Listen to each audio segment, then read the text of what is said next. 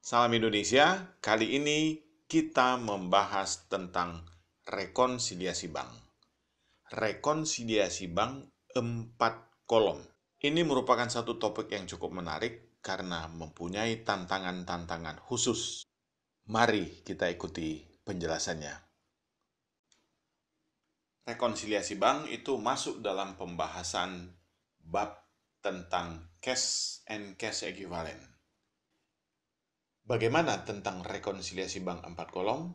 Mari kita ikuti penjelasan-penjelasan selanjutnya. Agar lebih mudah difahami, disarankan kepada penonton untuk mempelajari rekonsiliasi bank yang biasa dengan memutar video-video tentang rekonsiliasi bank yang ada di channel YouTube Bioskop Akuntansi dengan judul pertama A04 penyesuaian 02 rekonsiliasi bank 0 pengantar. Kemudian A04 penyesuaian 02 rekonsiliasi bank 1. Kemudian A04 penyesuaian 02 rekonsiliasi bank 2. Dan yang terakhir A04 penyesuaian 02 rekonsiliasi bank 3. Mari kita segarkan kembali tentang rekonsiliasi bank. Rekonsiliasi itu apa sih? Rekonsiliasi adalah ikhtisar atau rangkuman yang memuat rincian perbedaan antara dua akun atau lebih. Itu diambil dari KBBI, Kamus Besar Bahasa Indonesia. Sementara menurut investopedia.com, rekonsiliasi adalah proses akuntansi yang membandingkan dua rangkaian catatan untuk memeriksa apakah angka-angkanya benar dan sesuai. Kemudian yang berikutnya, rekonsiliasi bank adalah laporan tentang perbedaan saldo antara pencatatan perusahaan dengan laporan bank. Laporan yang dibuat oleh perusahaan ini harus disertai dengan keterangan penyebab dari perbedaan tersebut. Sentral dari ketiganya adalah penelusuran perbedaan. Jadi minimal ada 2 dokumen, lalu dicarilah perbedaan. Perbedaan-perbedaan inilah yang kita kenal dengan rekonsiliasi. Yang menjadi pertanyaan adalah mengapa bisa timbul perbedaan? Atau apa sih penyebab perbedaan tersebut? Mari kita lihat. Perusahaan membuka akun di bank. Saya berpikir penonton sudah memahami kalau membuka rekening di bank, perusahaan menyerahkan uang ke bank, tentu apa yang diserahkan oleh perusahaan dan apa yang diterima oleh bank itu adalah sama.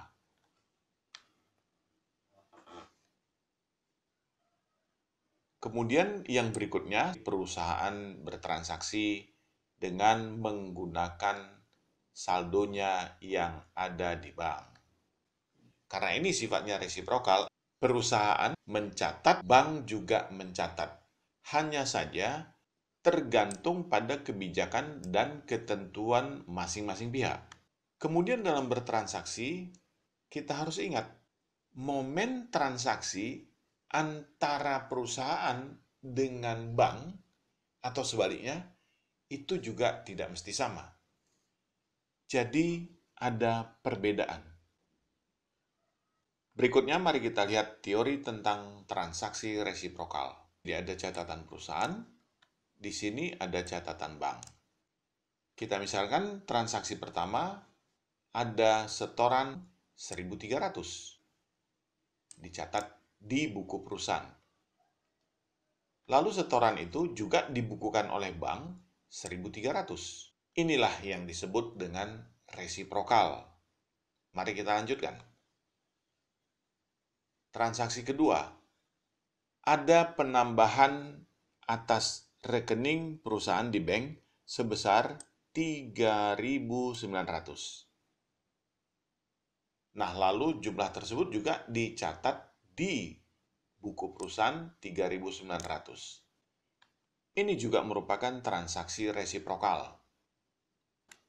Berikutnya adalah transaksi ketiga, pengeluaran dana dari bank 4.500. Bank juga mencatat dengan jumlah yang sama, 4.500. Ini juga merupakan transaksi resiprokal. Bank mengurangi dana perusahaan 6.800 di transaksi keempat, perusahaan juga mencatat dengan jumlah yang sama. Ini juga merupakan transaksi resiprokal. Apakah semua pola transaksi resiprokal akan seperti ini? Tentu tidak. Mari kita lihat penjelasan yang berikut. Fakta yang kita lihat nantinya, ada transaksi resiprokal, polanya tidak seperti itu. Karena kita berhadapan dengan perbedaan waktu atau timing differences. Dalam bulan Januari, terjadilah pertama sekali transaksi, ada penambahan di perusahaan 1.300. Idealnya itu terjadi juga di bank. Tapi sampai dengan 31 Januari, hal itu tidak terjadi. Itu baru terjadi di bulan Februari. Nah, di sini dia baru ketemu. Ini juga resiprokal, tapi sudah berhadapan dengan timing differences. Berikutnya, transaksi kedua. Pihak bank dalam bulan Januari ada menambah dana perusahaan 3.900. Tapi sampai dengan akhir Januari, perusahaan belum mengetahui itu.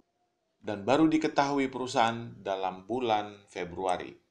Ini juga merupakan transaksi resiprokal, namun dengan kasus perbedaan waktu. Yang berikut, transaksi ketiga ada pengeluaran dana oleh perusahaan 4.500. Idealnya itu terjadi dalam bulan Januari. Namun pihak bank baru membukukan karena baru timbul di bulan Februari. Ini juga merupakan transaksi resiprokal dengan kasus timing differences. Yang terakhir, ada pengurangan dana 6.800 yang dilakukan bank atas rekening perusahaan dan baru diketahui dan dibukukan oleh perusahaan dalam bulan berikutnya, yaitu dalam bulan Februari. Ini juga merupakan transaksi resiprokal. Rekonsiliasi bank 4 kolom itu terdiri dari 4 komponen. Pertama, rekonsiliasi atas saldo awal periode, kemudian rekonsiliasi atas sisi penerimaan, berikutnya rekonsiliasi atas sisi pengeluaran, dan yang terakhir, rekonsiliasi atas saldo akhir periode. Jadi keempat aspek inilah yang membentuk rekonsiliasi bank 4 kolom. Dengan dilakukannya rekonsiliasi baik sisi penerimaan dan sisi pengeluaran, selain dari sisi saldo awal maupun akhir, maka perbedaan perlakuan pencatatan menjadi sangat perlu diperhatikan.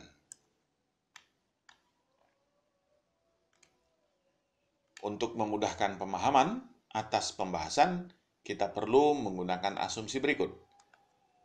Pertama, asumsi timing difference akan selesai dalam bulan berikutnya. Maksudnya, semua transaksi resiprokal di satu pihak sudah dibukukan, di pihak lain belum dibukukan. Namun, pembukuan di pihak lain itu pasti terjadi dalam bulan berikutnya. Jadi, resiprokal itu muncul dalam bulan berikutnya. Kemudian kita pergunakan asumsi lepas untuk tiap kategori transaksi. Dalam satu periode, kita asumsikan hanya terjadi satu transaksi. Asumsi ini hanya bersifat teoritis saja. Dan transaksi yang disebut dalam asumsi lepas ini mewakili kategori transaksi tersebut. Jadi kita tidak membahas seluruh transaksi di tiap kategori, tapi cukup satu saja. Jangan lupa ikuti video lanjutannya. Salam Indonesia!